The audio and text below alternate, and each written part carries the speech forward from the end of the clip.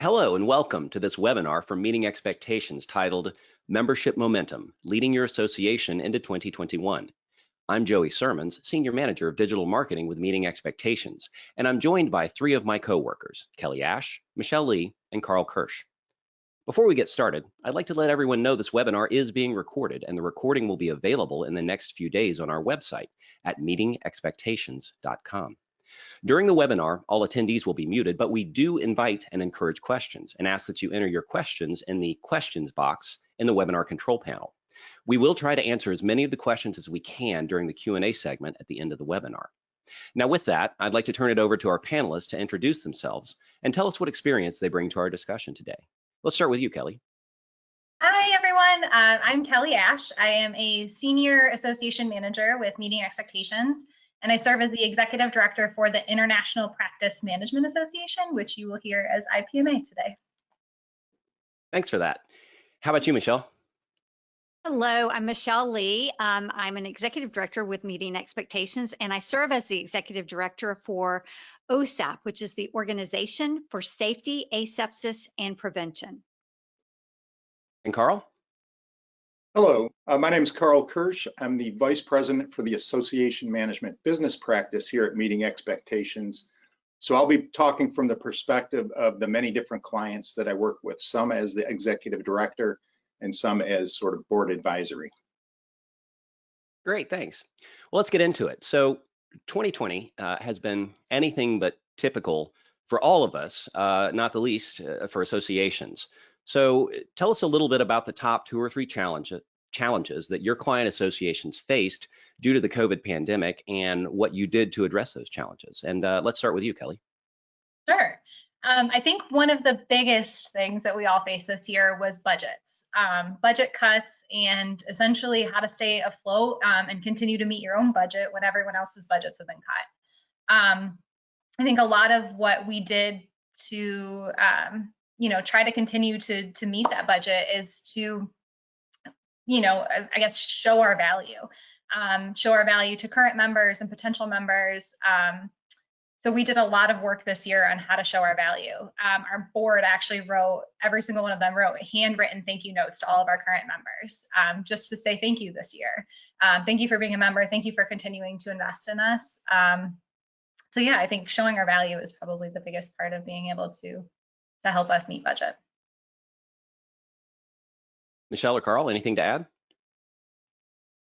Yeah, I would say in general, the value proposition for all of the associations were really challenged. If you think about it, most organizations deliver their value through education or networking in some sort of live environment. And those that met in, say, January or February had an easier time than those in March, April, May, where meetings were canceling and everybody's going, oh my gosh, what is going on here? What is going to happen? Because the real effect was then on membership. Those that met early tended to have their 2020 memberships locked in because people like to renew and get registered for the meetings. But say you've got a June, July meeting, you had to come up with a new strategy, and the pivot largely was to go to virtual events, virtual networking, virtual education, and basically lots more of it. So that was a challenge. Absolutely. Well, our challenge was a little different. The OSAP, we are the only dental association in the country that is solely focused on infection control education. And so a pandemic hits. It changed all of dentistry. In the first several weeks, dental offices were forced to only see emergency patients. And that's a little bit scary because what were they going to do? So we made a decision. What we had to do was try to get education out very quickly. And we pivoted and made some strategic decisions that really paid off for us going forward. One of the things we did is we made the decision to open up our member-only sections of our website to all dental professionals. And then we also made the decision not to just have OSAP webinars, but to offer our services, our subject matter experts, to all of the national dental associations and the state dental associations. So we focused on collaboration so that we could reach more people. And as a result of that, we actually grew our membership this year over the last fiscal year by 20%. So it's been a unique year for us, and just like as Carl was saying, you know, we had to not have our in-person meeting that was scheduled for the end of May. We put it off until August, and then learned we couldn't even have it then, and had to plan it a third time, and created our first virtual event. So just like everybody else, it's just all of that, those changes had to happen. It had to happen quickly. Wow. So with the online experiences, what was your most unique online experience during the pandemic this year? Whoever wants to take that. I'll say it was pre-online experience, but one of the unique experiences I had was canceling a meeting 3 days before it was scheduled to start. So that was new for all of us. And you think about what goes into a meeting. There's AV, there's production staff, there's association staff, food and beverage, everything, the hotel and the attendees. Now we're 3 days out. So we consulted marketing to get the messaging correctly. And then it was all hands on deck, including the volunteers, to call everybody because we knew email wasn't going to work. And that ended up sort of using good professional messaging, and the personal reach out to everybody was a good idea. The other thing that was unique with the virtual event environment that we transitioned to was the pricing. So we have the advantage of working with a number of different organizations, and the pricing basically ranged from free to almost full price. And the best experience we had was we had one board, they were insistent on holding the line. They said, our education is worth the money, regardless if it's virtual or if it's delivered in a live environment. So they basically took the pricing, reduce the hard costs you would have if you met in person, things like the food and beverage, and came up with a pricing about 70% of the normal conference registration fee. We were all very nervous about that, but they got about 65% of their normal attendance.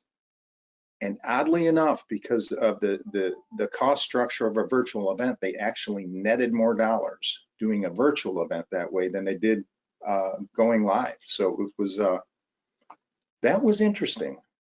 Good experience. Wow. Well, Joey, I'd love to share. Sure. You know, this year our virtual event, of course, very scientific. We're focusing on infection control, and our attendees are very serious. And our meetings aren't normally a huge networking. It's more education, pure education.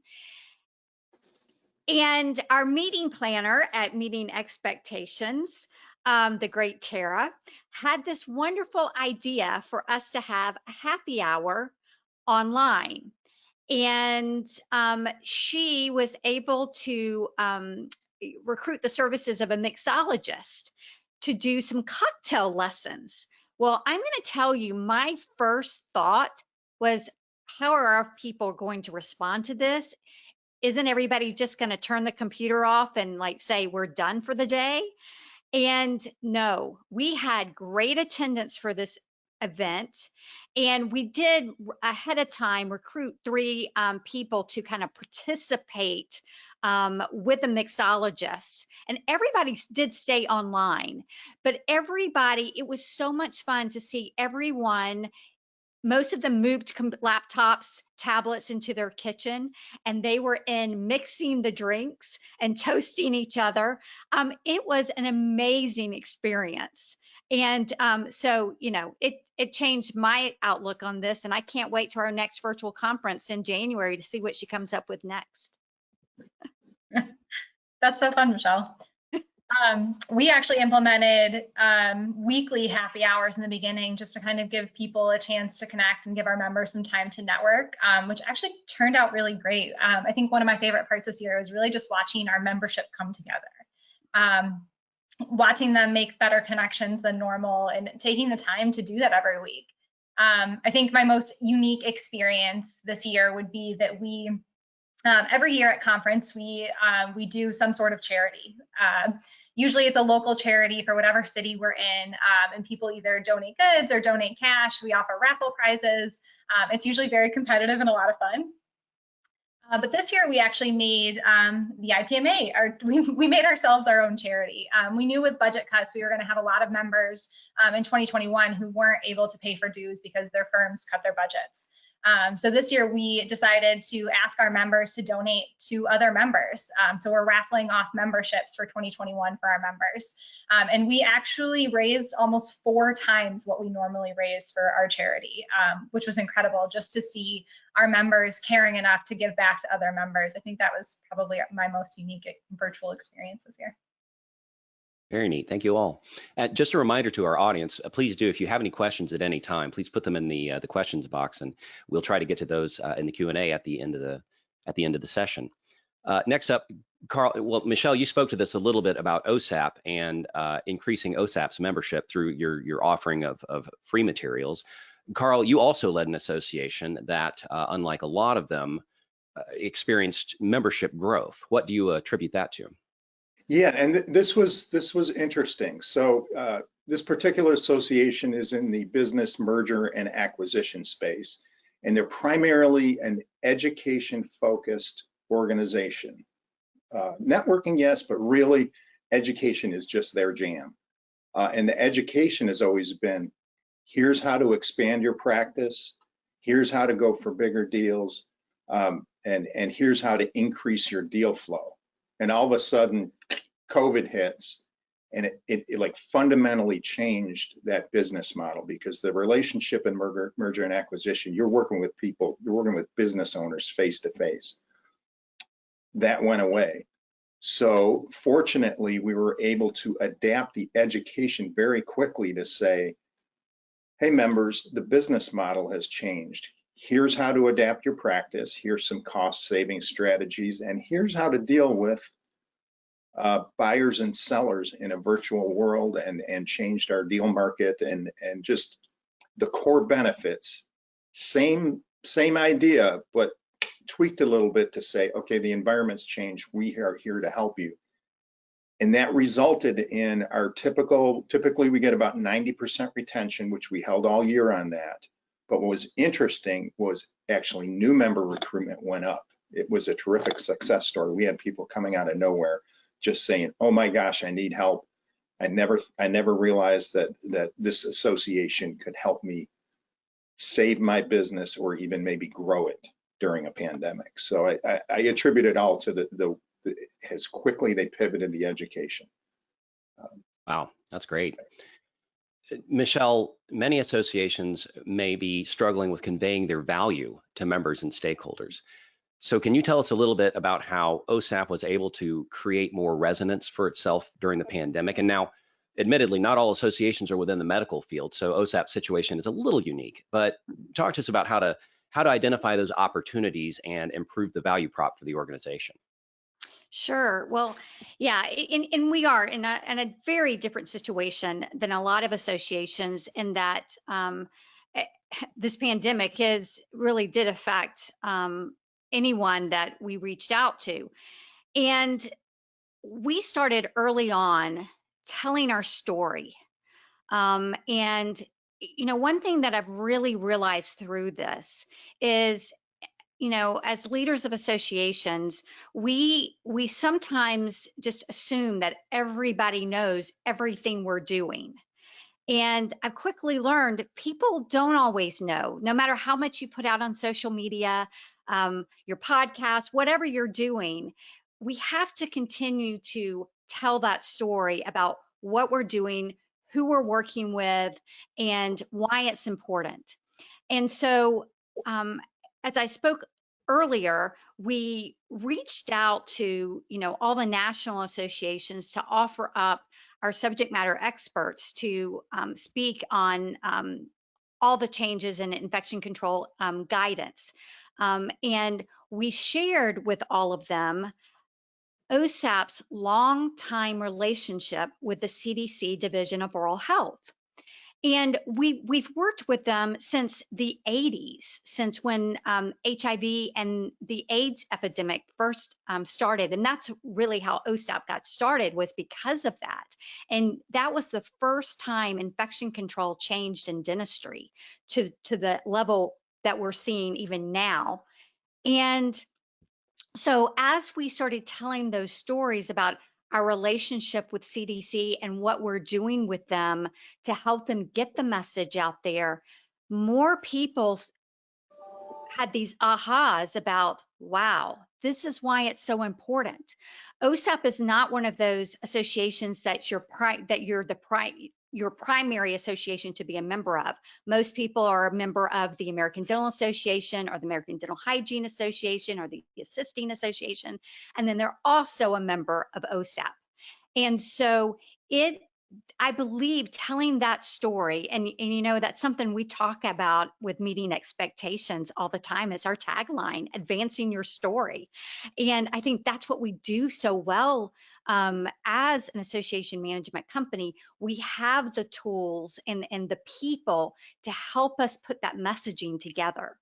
And that is what OSAP really focused on in these past several months. I mean, I've been very thankful for, and Joey, you're part of that creative team, our marketing team, so that we could better tell that story. And I'll tell you, my husband, because for a while he was stuck in the house with me when we were all in quarantine, he can tell the story now because he's heard me tell it so many times.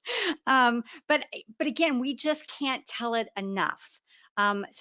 Sorry, that might have been a little long-winded answer to your question, but I love to tell the story about OSAP.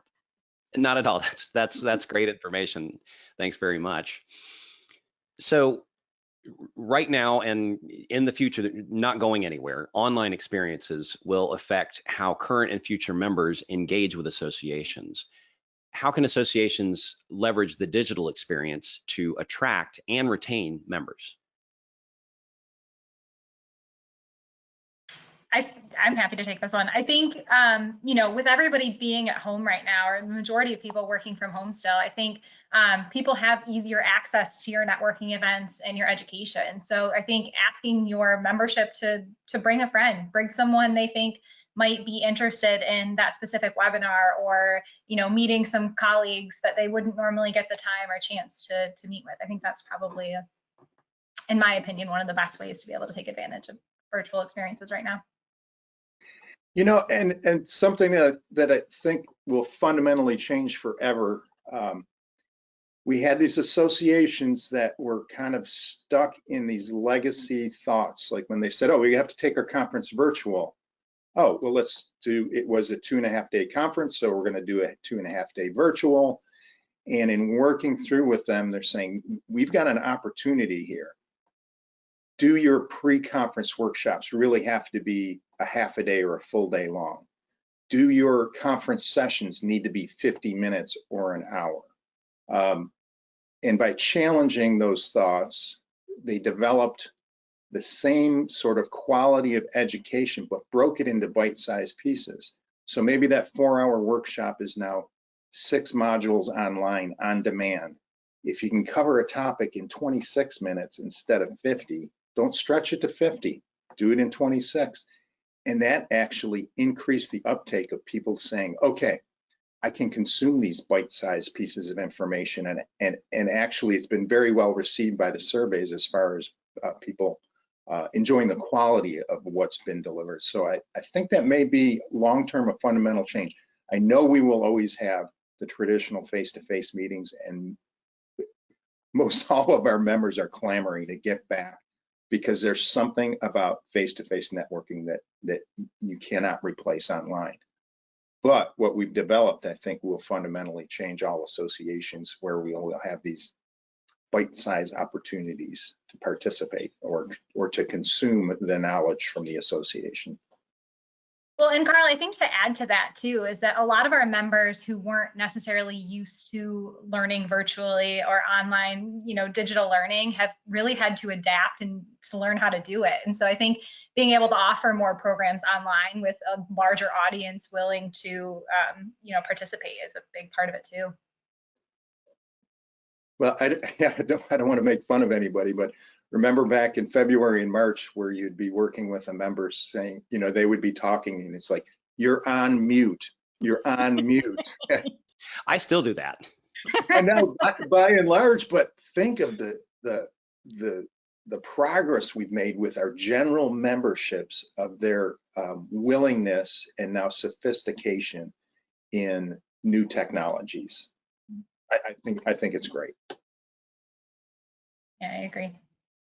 Yeah, I think we all have to look at all the positives that have come out of this 2020 because Definitely. the negatives are huge. We have to focus on the positives. Yeah. So involvement, it's key for members to remain part of an association in the long term. So for any of you, what are your top tips to get your members really involved for the long haul?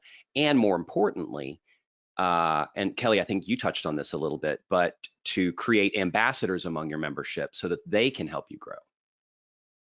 Yeah, I'll start off this. One of the things that we did, and we haven't really talked about this, but in the very beginning, of course, we were all concerned about budgets and support going forward and didn't know how that was going to affect us. And I worked really hard on searching for grants so that we could provide more services and to give us some stability. And one of the companies that provided us a grant, they wanted us to create a best practices checklist, which would take guidance from the CDC, the American Dental Association, and the Hygiene Association, and OSHA, and operationalize it. Well, it would have been very easy for us just to have one or two of our subject matter experts to work on that project. Instead, we wanted people more engaged, and we reached out to almost 20 members to work on this project. And so all of their names are on it. And guess what? They're all promoting it to all of their clients. So that expansion. So I think just finding ways to where you might have traditionally only had one or two people leading something to bring more people in and get them involved. Kelly or Carl, any ideas from you? Yeah, I can kind of amplify on it. Just like you're similar to your experience, Michelle. We found all these new ambassadors for the association by opening up these easy way to participate. Think about the person that's uncomfortable speaking live, but when you go to them and say, we can pre-record you and you can approve it, and then you can handle the Q&A while your recording's running, and they're like, I'll do that. Or the person that says, I don't want to be on video at all. You'll say, how about giving us 20 minutes and we want to interview you for a podcast? And they get the questions in advance. They're perfectly comfortable. We identify these superstars out there that, like you said, Michelle, once you get them involved, then they're more than happy to say, oh yeah, sure, I did a podcast on that. Here, let me send you the link. But it's amazing how that just spreads, and we see these new members or new prospect members. It's not everybody joins, but it's certainly for those that there's winners and losers in this whole thing. For those that had the right environment and got the messaging correct and had the material to deliver, that have capitalized on it, certainly have actually, made lemonade out of lemons this year. I think my top tip would be make the ask. I mentioned a little bit earlier that, people are finding a little bit more time. They have a little bit better of a work-life balance right now because they are working from home. They don't have to sit in a 2-hour commute. They're better able to manage their time from home. So I think just making the ask. I think when somebody, especially somebody who you admire, somebody in the industry asks you to step up and help, people are a lot more likely to say yes, and especially now because they have a little bit more time. So make the ask. Great. And moving beyond the general membership and keeping them involved, what did you do to reach out to and continue to involve your organization's sponsors and to improve their value proposition? I guess I'll jump in here because we had to take two different approaches on this.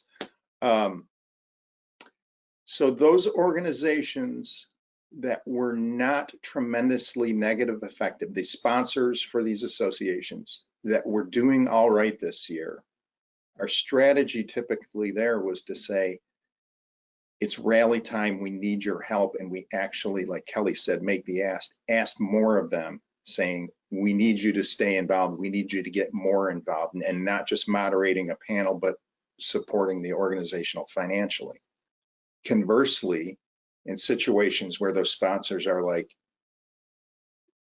sorry, we literally do not have money to sponsor this year. We encourage those organizations and associations to say, you know what, you have supported us long-term, so now the association is going to support you. And we would actually do the give back in the opposite way and let these sponsors sort of still get their recognition, still put them in front of the membership, still get their messaging and their value out without necessarily asking them for money, with the strategy that by 2021, at some point, things will start to resolve and we will still have the relationship with them. So that was really the way we approached it from two different sides. And we made a different ask. We asked our sponsors and exhibitors to give us feedback. Feedback on virtual conferences and events that they've already been joining, that they've been a part of, so that we could really focus. I think, a lot of our exhibitors this year were really concerned about their return on investment. How do you get people to visit an expo hall when it's virtual, when they don't have to? That's not an easy thing to figure out. And so, we really use them and their experiences to help us shape our exhibit hall, to make them happy, to make sure that they were seeing that return. I think that was probably the biggest part for us, was just asking them to get a little bit more involved. We invited them to all of our networking sessions, our happy hours. We asked them to step up this year and to get a little bit more involved and make some more time for us. One of the things that we did for our virtual conference is we had the sponsors, in which we normally don't do this, we had them gave them the opportunity to introduce sessions, to sponsor sessions and do the introduction. So it gave them more face time. And we also created an Ask the Expert session. So these were breakout sessions that were done during what normally would be a break time. And we were blown away, they were blown away, because all the attendees stayed online, didn't take the break to attend the breakout, these special Ask the Expert sessions, which we sold for a premium price. And we are planning our next virtual conference. It's a event. It's an educational course, the end of January, and we've already sold triple what we sold of those sessions for annual conference, because they were such a big hit. Wow. And and I'm sorry, I'll add, because we had another group that I worked with that I'm executive director for, again in the merger and acquisition space. Some of the sponsors were saying, we just can't do it this year, and others are saying we might be able to do it. And typically we had structured the sponsorships for their live events, which had gone virtual. You could sponsor the luncheon, you could sponsor the breakfast, the key card, the badge, this and that. We had dozens of sponsorship opportunities, and instead said, you know what, we're going to create 5 premium event sponsors. We're going to ask many thousands of dollars for each of the 5 of these, and they all sold out in about a week and a half, and they actually netted more sponsorship revenue this year than they had in previous years. Wow. And we still gave recognition to the long-term sponsors who weren't able to help, but we featured these premium sponsors. And by and large, everybody left happy, including the treasurer of that organization. Very good.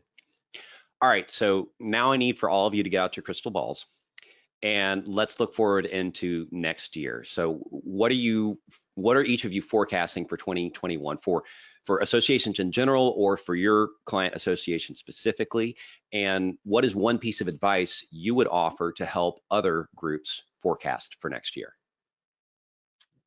I think one of our biggest concerns is travel budgets. I think, I think a lot of people are going to be facing that. And as we start to reopen into, in-person events again and start having those, do people have travel in their budgets? I don't have a crystal ball, unfortunately. I really wish that I did. It would make my job a lot easier. But, one of the things that we've been doing, we sent out a survey to our members asking, what's in your budget for next year? Do you have membership dues? Do you have conference? Do you have travel in your budgets? If not, let us know. And we've also started making phone calls to our members to ask the same questions. Not a lot of people answer surveys. So the ones who haven't been answering surveys, we've been reaching out and trying to figure that out so that we can really set ourselves up for success for 2021.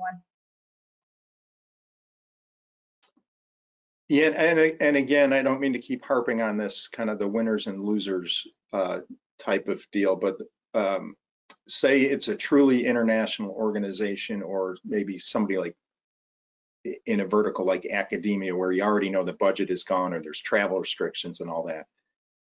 It's time to make tough decisions, and that's programmatic decisions, maybe staffing decisions, but that is the reality. And we as association professionals have an obligation to advise those boards to say, you need to be good stewards of the organization's resources. So we know it's going to be a difficult year, so what can we do to mitigate the problem? For those that might be in a different situation, I like the abundance mentality that OSAP took, which is to say, let's look for collaboration. Let's look for sister organizations we can partner with. Let's look for academic institutions we can partner with, or maybe even compete against for-profit people in your space to increase your prospect list or your number of members. But really, it's taking an honest look at what the environment may look like. And then again, a lot of it's going to be right on the efficacy of these vaccines and things that are coming out. Unfortunately, we're budgeting or have finished budgeting now, and we really won't know what we need to know, I think, until probably February or March of next year.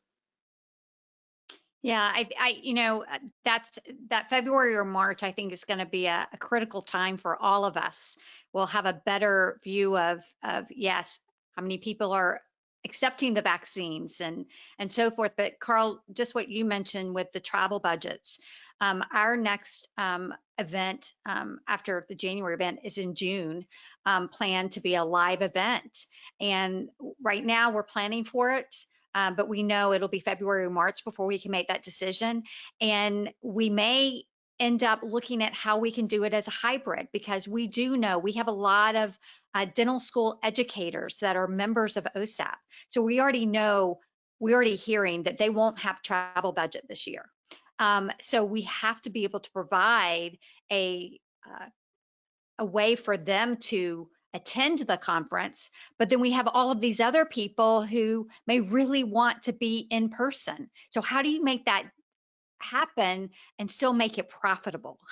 Because that's going to be the challenge when you do. I think the hybrid, we already know we can make a virtual event very profitable. We can make a live event very profitable, but tying in the hybrid, how are we going to do that? And the other thing that we're focusing on in 21 is retaining these new members. Because yes, people had a need for this information. They joined us, but how are we going to keep them? We're going to have to continue to resell our value. And we finalized a strategic plan back in January of this year. And in that it was a 3-year strategic plan. In that strategic plan, we have that we're going to launch an LMS in 22. Well, guess what? Our executive board just approved that we're going to launch that new LMS in 21, because we have to have these services to retain those members. So we're going to have to pivot again, and a lot of long hours to make it happen. Yep. Well, thank you all, and we've got time for questions and Q&A session. We've got a couple of questions coming in from the audience, and I'd like to encourage anyone in the audience, if you have any additional questions, please go ahead and put those in the questions box. And let's start out here. We touched on this a little bit when we were talking about sponsorship involvement and dollars, but what else are associations doing to generate non-membership, non-dues revenue? Well, the nice thing about going virtual is that you have session recordings for all of your sessions. So I think that is probably the biggest, easiest, and most obvious way to generate revenue this year that normally associations may not have. I would agree that there is a lot of organizations created so much content that maybe in the past was used for drip marketing campaigns like that. Now that our audiences are adapting to these bite-sized educational units, there's ways to monetize those. And like Michelle mentioned about OSAP, we've seen the interest and the adoption of learning management systems, which make it easier to archive and make those bite-sized pieces of information or modules for courses available on demand worldwide and at a price. It's a great new revenue stream. Yeah, like Kelly mentioned, selling the recordings, and our boot camp event end of January, which is a full course. And so you don't just want to attend one session, you really need completion of the entire course. What we've done is we're selling it for as a, that you can attend it as it's happening the end of January, but the sessions will be available for 60 days afterwards. So if those dates don't work for you, you can still register, and then you'll be able to watch it at your leisure. And we're anticipating selling a lot more of that than we've ever done before. Great. Next question from our audience. Do any of you have any ideas about what sort of future proofing we should be putting into place for associations? I can use that crystal ball again to answer this one. Well, yeah, because no one saw 2020 coming, and so we had to do a lot of pivoting very quickly. So what can we do to like contingency plans for the future? Reserves. Well, Michelle, I was gonna say the same thing, because I've been banging out drumming that tune for decades, and it's not an exciting message to say you need to keep 50 to 100% of your annual revenues in reserves in case COVID comes. People were like, forget it. So there was some personal self-satisfaction, that most of our association partners were in a position to weather this storm. And it's like, I told you so, I told you so. But we need to continue that messaging that they need to be cautiously optimistic next year and be quick to adjust to what could be changing times. If they planned on something in the, they're budgeting now, and we find something's different that is going to change in Q1 next year, Q2 next year, or is not going to change and you were expecting it to change, do something about it quicker than you might have done it in the past.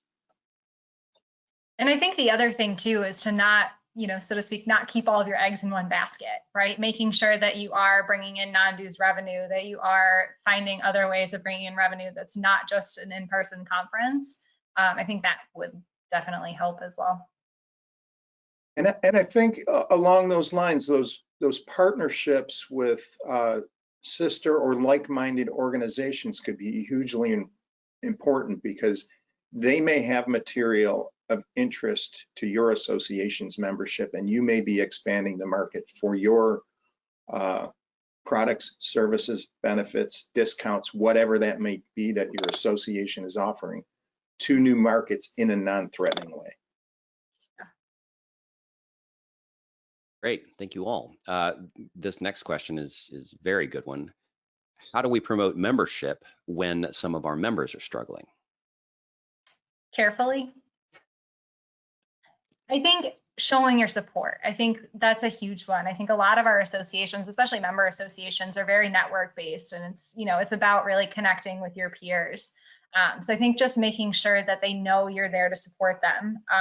Maybe it's comping a year of dues, or just genuinely, I think just showing them that you're there for them. And a mentor told me years ago, you need to build your network before you need your network. And now these folks need that network. And if they haven't built it yet, they still can do it. And your professional association is typically where you will start in doing that. Now, can the association do something like a special rate for people who are unemployed, or their situation has changed? Maybe, maybe not. So it's that give back. What can the association do for these folks while the association has something of value that these people will need? That networking, that job potential, that maybe even changing the trajectory of their career within the industry or within the profession. Yeah, absolutely. Great. Last question that we've got here. What can associations do to help ensure the online or virtual events maintain the same professional tone and look and feel of a series of webinars that would then constitute a virtual event? Prepare the speakers. Definitely. And I know, Joey, you have done that for several associations. So I'm going to throw the question back to you. I think that you would be a good person to answer that for us. Wow. I'm supposed to be moderating here, but yes, no, I've been on the soapbox of what I call telepresence ever since this began, and just about making sure that you look professional, making sure that you sound professional. I mean, not everyone has a recording studio in their home, but there are just simple steps that you can take in order to make sure that you look good and sound good, that you're not speaking on mute, that you're not breaking up mid-thought, that your message is legible and audible, and that it gets to your audience. And yeah, I mean, I wrote an article about it on the Meeting Expectations blog, and I would direct everyone to at least start there, and then please reach out to us with questions.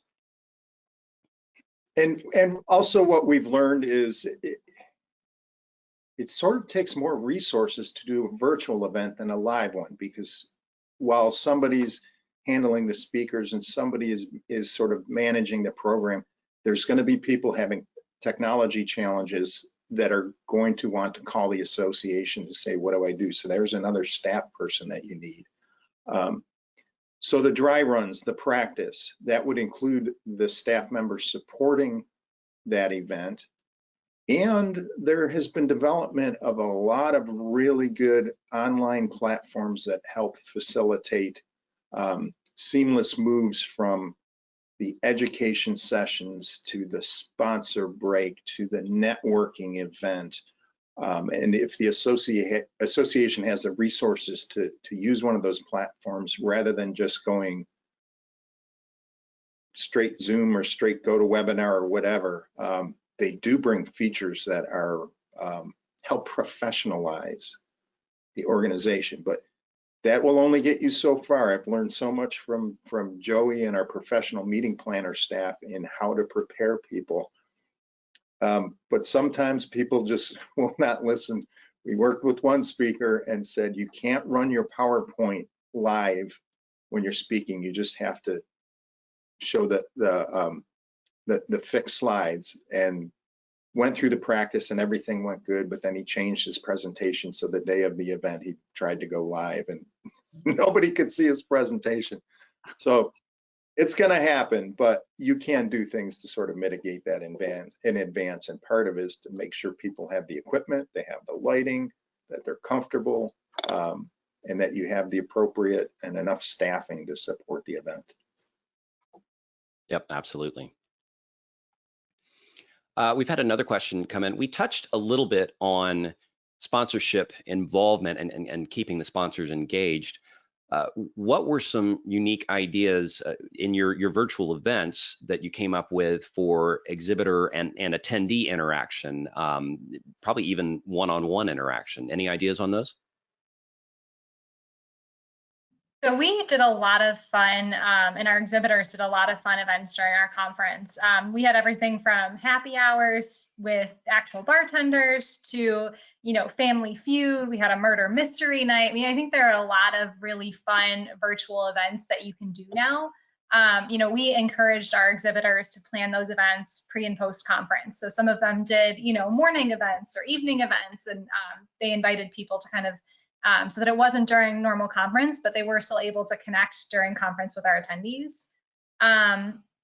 In terms of our exhibit hall, we do a big raffle every year and ask all of our exhibitors to donate something to the raffle. And that's essentially how we get our attendees to the expo hall to make sure that they're engaging. We track, they have to visit every exhibitor to be able to be entered into the raffle. And so that way we're able to really, which actually worked great virtually too, I think, because people had the time, they didn't necessarily mind, ended up having better conversations virtually with our exhibitors than they would normally in person, which worked out great. Great. Yeah, and we have a group I work with, and part of their conference is what's called a deal market, where we're putting together people who are interested, or corporations that are interested in buying businesses, with people who are representing sellers of businesses. And it's a critical and quiet and private conversation that needs to happen, non-disclosure sort of conversations, just to see if they need to pursue it any further. And we set up that virtually using a virtual conference platform, and we're able to set up a little over 350 face-to-face meetings, facilitated or unfacilitated, technology facilitated meetings, in about 4 hours, almost 350 of those. And it was just a huge success. So it is possible. It is challenging. And while the reviews were very high on it, people still just said, I miss seeing these people face to face, that human connection. Great. Well, thank you all very much. Looks like that's all the questions that we have. And so, thank you, Kelly and Michelle and Carl, for sharing your insights and your experience with association leadership. And thanks to everyone who joined us for the panel discussion today. As a reminder, the recording of this webinar will be available in the next few days on the Meeting Expectations website at meetingexpectations.com. Meeting Expectations is a full-service event and association management company, and we would love the opportunity to talk with you about your challenges and successes regarding events or associations. So please drop us a line at info@meetingexpectations.com, on our website at meetingexpectations.com/contact, or connect with us on LinkedIn, Facebook, or Twitter. Thanks again for joining us. Have a great day.